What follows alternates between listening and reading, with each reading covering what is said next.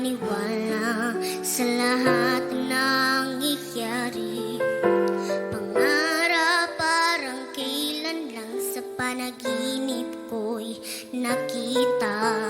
Ngayon ay dumating nang bigla sa aking buhay, tinaubusan ng pag-asa. Ako'y nanalig sa isang pangarap. Ako'y naniniwala, hindi ako tatigil hanggat aking makakaya. Unti-unting mararating, tagumpay ko'y makikita. Patuloy ang pangarap, kahit saan, kahit kailan.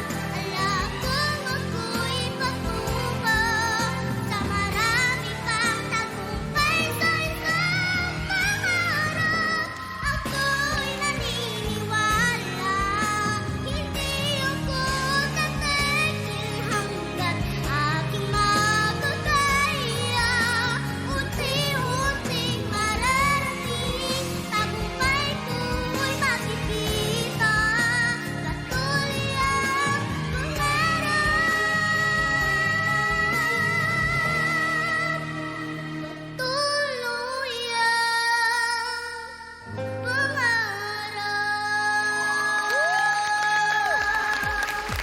Napakahusay mo naman, baby girl. Rifa, kamusta ka? Okay lang po. Alam mo, napakaganda na pagkanda mo ginawa dito sa entablado. Pero bago natin kausapin ang ating mga judges, Balita ko, Rifa, may joke ka daw para sa aming lahat? Anong tawag sa naglalakad na isda? Ano? Eddie, amazing! Amazing! Amazing! Amazing talaga pag ginawa mo pag-joke dito at performance mo. Pero ito, hindi to joke ha. Dahil ngayon, panahon na para pakinggan ang komento ng ating mga judges. Ready ka na, Rifa? Apo. Okay, umpisahan natin kay Sir Gary. So nakikita ko na kaya mong kumanta ng ganun, na damang-dama mo yung kanta, tapos kaya mo pang mag-joke. Mahirap gawin yung dalawang yun, ha? I'm so thankful, Rifa, na ikaw ay isang hopeful na idol kid. Bago natin tanongin si Ate Reg, sinasabi sa akin ni Ate Angge, may joke din siya para sa ating lahat. Yes! Yes, may joke. I have. Yes, okay. Ano ang tawag sa lumalakad na isda? Ano? Amazing! Okay, let's go to Ate Reg. Ako na-amazed ako kasi para sa isang 92 years. Yung vibrato niya. Oo.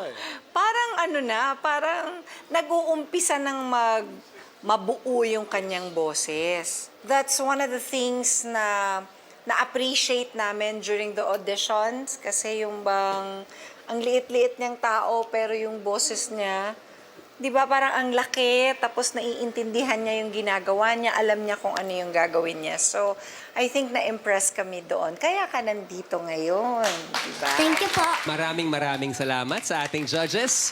At kayo naman mga kapamilya, our fifth judge, oras na para mag-score para kay Rifa.